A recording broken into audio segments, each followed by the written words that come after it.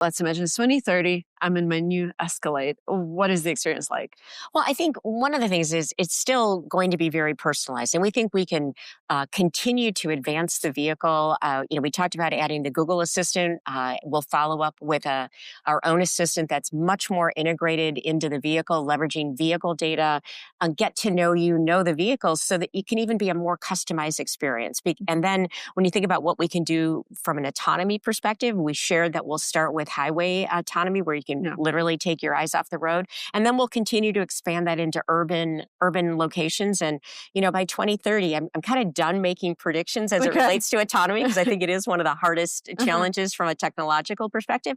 But I think we're going to make advancements like we do today with Super Cruise. And we'll make those advancements once we have eyes off from a highway perspective.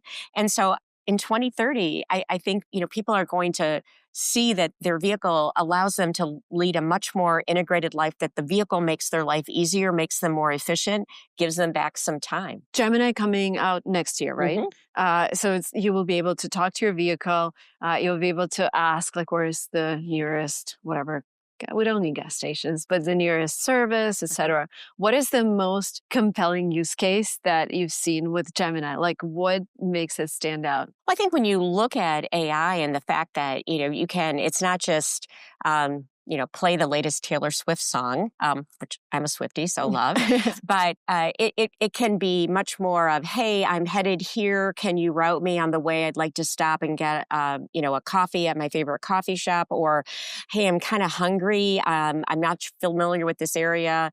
Where's the best place for me to get a turkey sandwich? Kind of thing. I mean, you can just ask it, like, my favorite food is X, and it can help integrate that and make sure you're going to the best restaurant. So it's going to take all that information, and it's going to be able to do that as we get further along. It's going to be able to even integrate more and know how the systems in the vehicle are working, and alert you before something happens so you can take care of it. So I think it's going to be a journey, from what we have today to what we'll have with Google, and then the further integration with General Motors, we'll even be able to pull more information from the vehicle to make it even more personalized. So when we're driving, right now, the vehicle is watching us and it's seeing, like, my eye movements and everything.